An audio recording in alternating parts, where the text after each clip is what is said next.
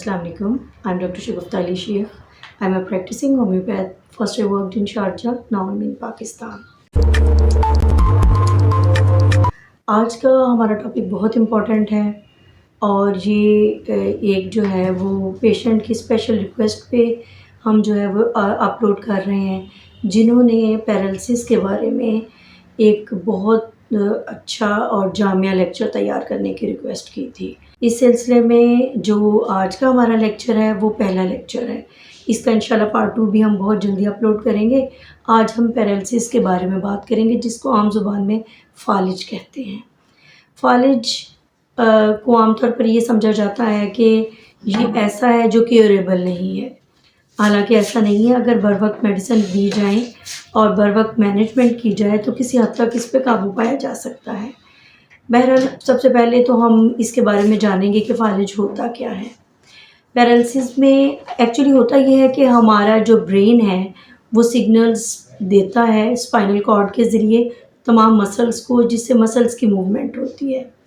अब अगर किसी वजह से ये जो ट्रैक है जिस पे ये सिग्नल्स जाते हैं ब्रेन से स्पाइनल कॉर्ड से होते हुए मसल्स तक जाते हैं, अगर ये ट्रैक डैमेज हो जाए तो उस सूरत में जो सिग्नल्स हैं वो नहीं पहुंच पाते और इंसान जो है वो अपने अज़ा को इस्तेमाल नहीं कर पाता। इसको हम फालिज कहते हैं। अच्छा, अब इसमें हमें ये जानना बहुत ज़रूरी है कि जो ब्रेन है वो इसका सेंट्रल पार्ट ज़रूर है और ब्रेन से ही सिग्नल्स जाते हैं।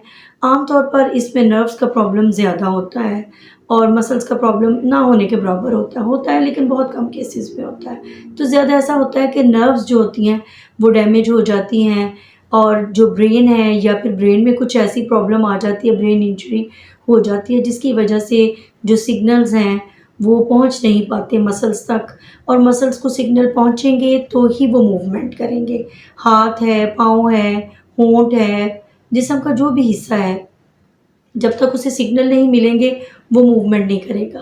तो फालिज में ये नहीं होता कि आपका हाथ या पाँव कमज़ोर हो गए हैं, असल में उसको सिग्नल्स नहीं मिल रहे होते और ये सिग्नल नर्व्स के ज़रिए आते हैं, ब्रेन से आते हैं, स्पाइनल कॉर्ड से होते हुए जिस्म के मुख्तलिफ हिस्सों में जाते हैं। तो इसमें ये जानना बहुत ज़रूरी है कि नर्व्स का प्रॉब्लम जो है वो बहुत मेन इशू है। तो वैसे इसकी कई कॉजेज़ हैं जिसको हम रफली ज़रा डिस्कस करेंगे ताकि हमें थोड़ा सा इसके बारे में आइडिया हो जाए। तो सबसे पहले तो ब्रेन स्ट्रोक है। ब्रेन स्ट्रोक वो होता है जिसमें ब्रेन को ब्लड सप्लाई जो होती है वो या तो डैमेज हो जाती है या फिर वो स्लगिश हो जाती है, यानी स्लो हो जाती है। जो ब्लड की सप्लाई है जो दिमाग को पहुंच रही है वो किसी तरह से सही तरह नहीं पहुंच पाती या बिल्कुल डैमेज हो जाती है, उसको हम ब्रेन स्ट्रोक कहते हैं। इसके अलावा भी बहुत सारे कॉजेज़ हैं।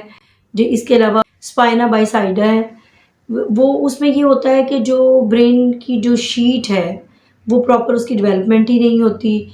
इसके अलावा न्यूरोमस्कुलर डिजीज़ हो सकती है, इसके अलावा जेबीएस डिजीज़ हो सकती है, पोलियो इसकी वजह हो सकता है, हाइपरटेंशन इसकी वजह हो सकती है, या खुदा न खास्ता किसी का एक्सीडेंट हो जाता है, एक्सीडेंट में नर्व डैमेज हो गई है या ब्रेन की जो ब्लड वेजल्स हैं वो रप्चर हो गई हैं, या कोई भी वजह हो सकती है जिसकी वजह से आप बस ये ज़हन में रखिए कि ये एक ट्रैक है जो दिमाग से होता है हुआ पीछे रीढ़ की हड्डी की तरफ जाता है और उसके बाद फिर मसल्स तक जाता है।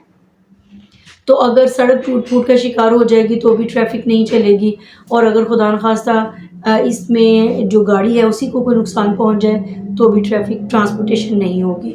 तो इस सिलसिले में ब्रेन और नर्व्स ये ज़्यादा इम्पॉर्टेंट है। मसल्स की इम्पॉर्टेंस है लेकिन कदरे कम है। और अगर हम इसके साइन और सिम्टम्स की तरफ आ जाएं तो साइन और सिम्टम्स तो बहुत ऑब्वियस हैं, हम में से ज़्यादातर लोगों को ये पता ही है। सबसे पहले तो जिस्म का हिस्सा काम नहीं करेगा जिसका फालिज हो जाएगा। इसके अलावा हेडेक भी कुछ लोगों को होती है। इसके अलावा जो मसल्स की ट्विचिंग है यानी फड़कन है वो होती है। इसके अलावा होंठों की सनसनाहट भी कुछ जो है केसेस में पाई जाती है, ख़ासतौर पर अगर फेशियल पैरालिसिस है। कि आपको पता है कि फेशियल पैरालिसिस में तो चेहरा जिसको आम ज़ुबान में हम लकवा कहते हैं, उसमें चेहरे पे फालिज का असर होता है, जो पूरे बॉडी पे नहीं होता। उसमें भी 2 साइडेड होता है, राइट साइडेड होता है फेशियल पैरालिसिस और लेफ़्ट साइडेड भी होता है। इसके अलावा हीमोप्लेजिया हो सकता है। हीमोप्लेजिया का मतलब ये है कि पूरे जिस्म में सर से लेके पाँव तक राइट साइड इफ़ेक्ट होती है या फिर लेफ़्ट साइड इफ़ेक्ट होती है। तो इसको राइट साइडेड या लेफ़्ट साइडेड پیرالسس بھی کہتے ہیں اور اس کو ہیموپلیجیا بھی کہتے ہیں، اور فیس کے حوالے سے تو میں آپ کو بتا چکی ہوں۔ اس کے سائن اینڈ سمٹمز میں جو ایک اور امپورٹنٹ ہے وہ یہ ہے کہ بلڈ کلاٹس بھی بن جاتے ہیں، جسم کے میں جو خون کی نالیاں ہیں اس کے اندر لوتھڑے بن جاتے ہیں چھوٹے چھوٹے، جس کی وجہ سے جو بلڈ سرکولیشن ہے وہ ڈسٹرب ہو جاتی ہے۔ جہاں تک اس کی ٹریٹمنٹ کی بات ہے، ہومیوپیتھی میں اس کا بہت وسیع پیمانے پر ٹریٹمنٹ ہوتا ہے۔ بہت ساری ہومیوپیتھک میڈیسن ہیں جو پیرالسس میں جو ہے وہ کامیاب تصور کی جاتی ہیں، اور ان کا ہم فرداً جو ہے وہ جائزہ بھی لیں گے۔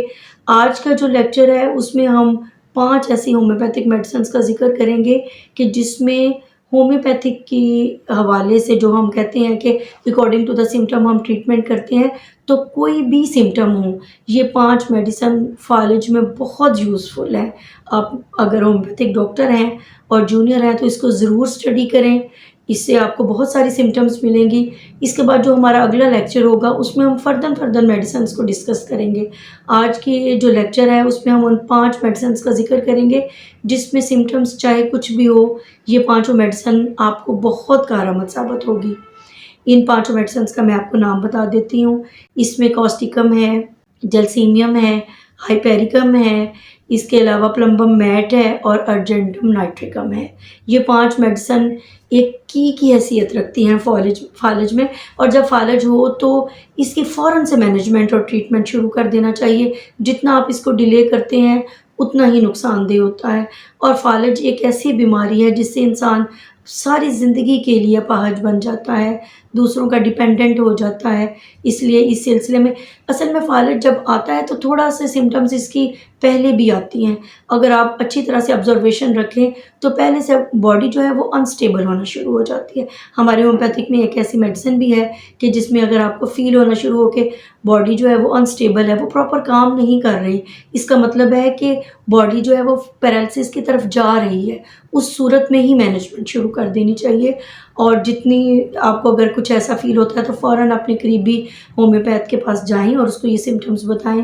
مجھے امید ہے کہ وہ آپ کے لیے بہت جو ہے ہیلپ فل میڈیسن جو ہے سجیسٹ کرے گا، جس سے ہو سکتا ہے کہ یہ مزید جو ہے وہ آگے کی طرف نہ جائے اور اس کو یہیں پہ کنٹرول کر لیا جائے۔ مجھے امید ہے کہ آج کا یہ لیکچر آپ کے لیے بہت یوزفل ہوگا۔ انشاءاللہ بہت جلدی ہم اس کا دوسرا پارٹ بھی اپلوڈ کر دیں گے۔ مجھے اس چیز کا اندازہ ہے کہ یہ جو میرے لیکچر ہیں یہ اس دفعہ یہ لیکچر بہت لیٹ آ رہا ہے، لیکن اس کی وجہ کچھ پرسنل پرابلمس تھی۔ امید کرتی ہوں کہ انشاءاللہ آئندہ یہ جلدی اپلوڈ ہوں گے اور آپ ان سے مستفید ہوں گے۔ بس اسی امید کے ساتھ یہ جو لیکچر ہے ہمارا آج کا ختم ہوتا ہے، اور انشاءاللہ اگلے لیکچر میں پھر ملاقات ہوگی۔ Thank you.